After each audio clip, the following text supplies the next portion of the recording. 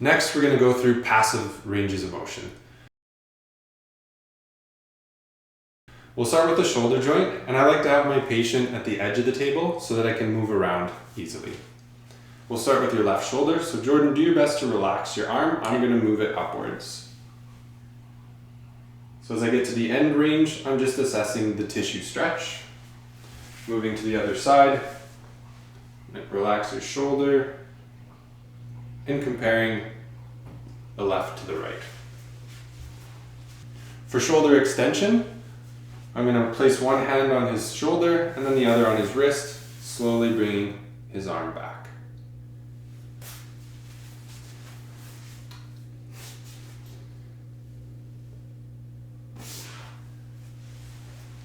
Next, we'll do passive abduction.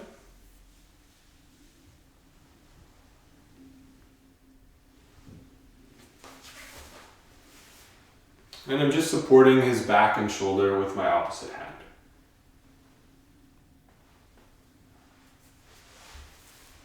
For adduction, we're going to go across the body.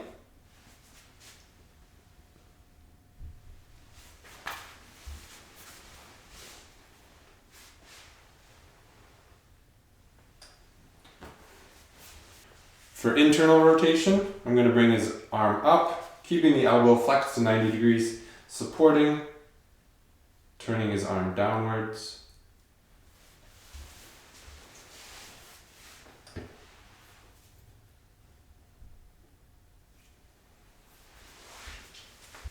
For external rotation, same thing, bringing the arm up, elbow at 90 degrees, turning the palm up.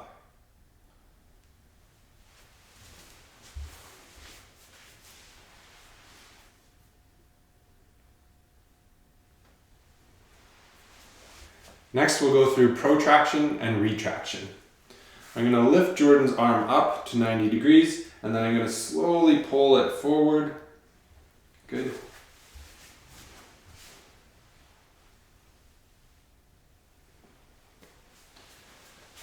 And then for retraction, I like to actually hold on to the scapulas and lift them backwards.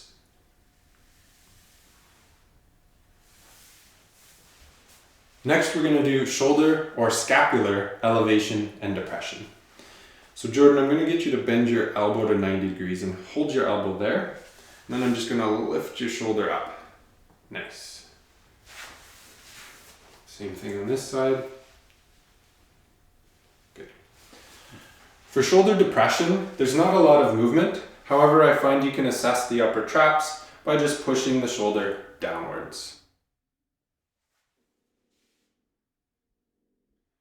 As you can see with Jordan, not a lot of range of motion. I'm offended. Next, we'll go through ranges of motion of the elbow and forearm. So Jordan, I'm going to have you relax your arm as best you can, and then I'm going to bring your hand towards your deltoid. Good.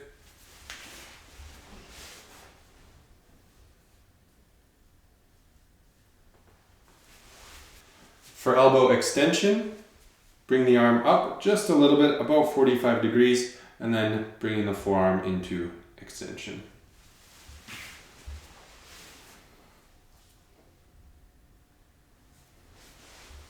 For pronation and supination, just like in the active range of motion, I'll have the elbow at 90 degrees, and then I'm going to simply turn the palm upwards for supination.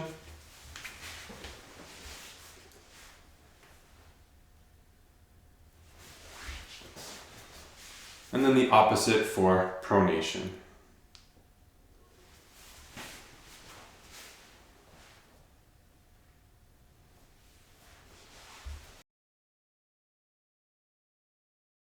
For the wrist, we'll begin with wrist flexion, making sure to keep the forearm supinated.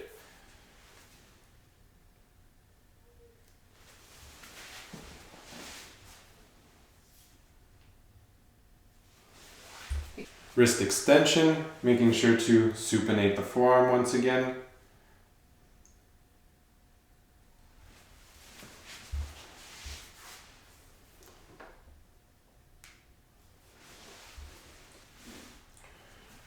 For radial and ulnar deviation, once again, supinating the forearm, radial deviation towards the thumb side,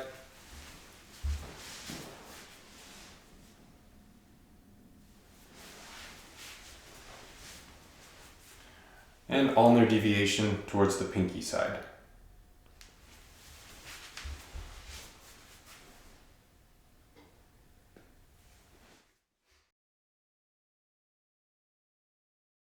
Next, we're going to go through passive ranges of motion of the hip. We'll begin with hip flexion. Jordan, do your best to stay nice and relaxed. I'm going to lift your leg.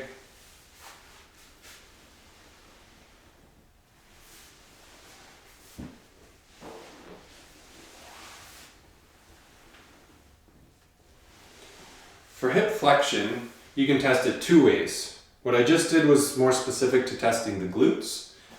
Now we'll do hip flexion with the knee straight, which emphasizes the hamstrings.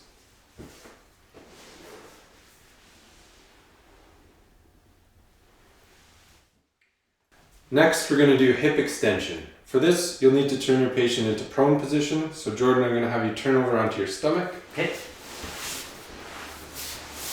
Should I put my face in here? Yes. Passive hip extension. I'm just going to lift your leg up.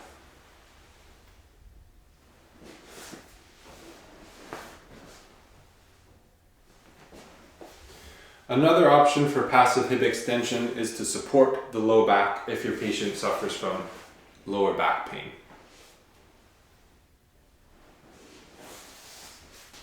For hip abduction and adduction, you'll have your patient in supine position. For abduction, make sure that the toes point up.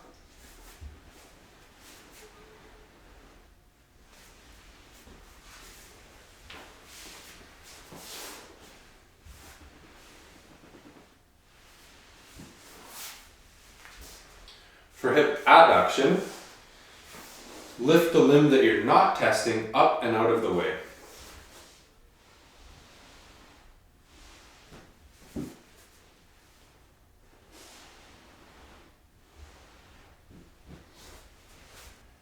For internal and external rotation of the hip joint, have your patient in prone position.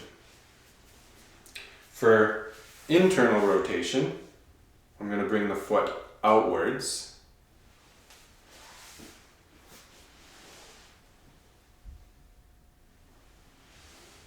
And for external rotation, the foot will go inwards.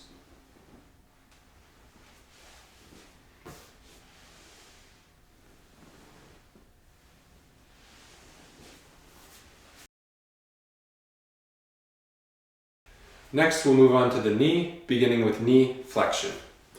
I'm going to support the lower back if there's any back pain.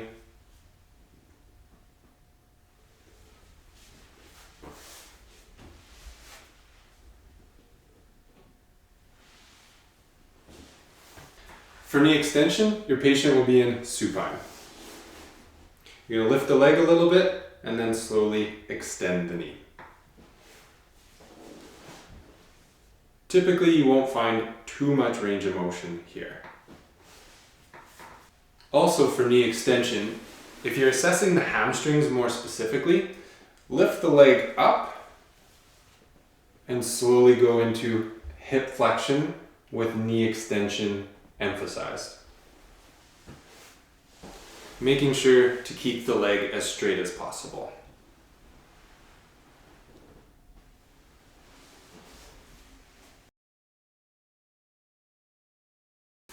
Next, we're going to do passive range of motion of the ankle. The ankle can be assessed pretty easily with your patient sitting in a chair. However, you can also do it supine. Beginning with dorsiflexion.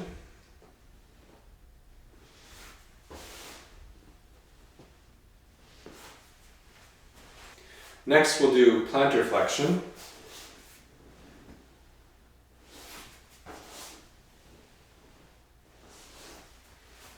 Next, we'll do ankle inversion and eversion. For inversion, turning the foot inwards. And for eversion, turning the foot outwards, making sure to support the calcaneus.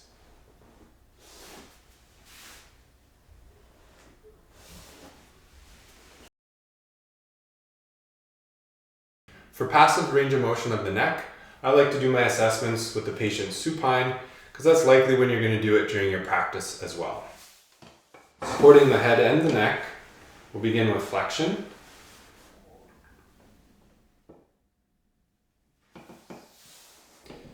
Neck lateral flexion.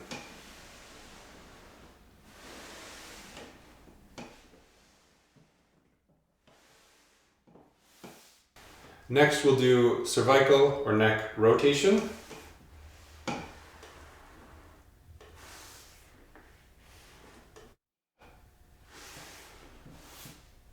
For cervical extension, I like to have my patient seated. I'm going to support the back of the head and then slowly with my opposite hand bringing him into extension.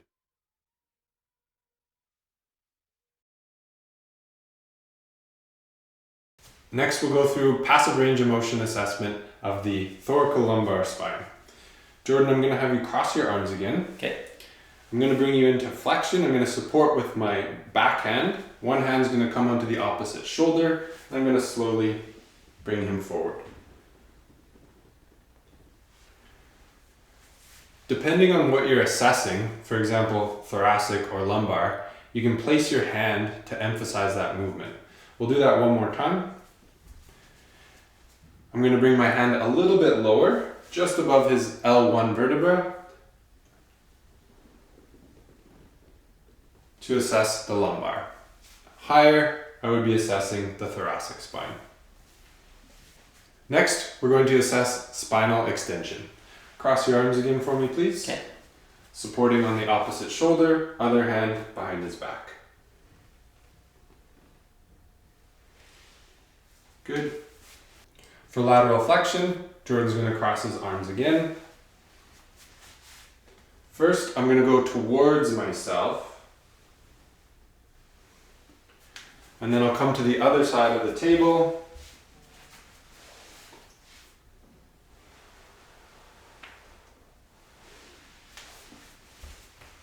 For spinal rotation, once again I'll have Jordan cross his arms, grabbing onto his shoulder, rotating to the left, and then rotating to the right. Once again, supporting his mid-back with my other hand.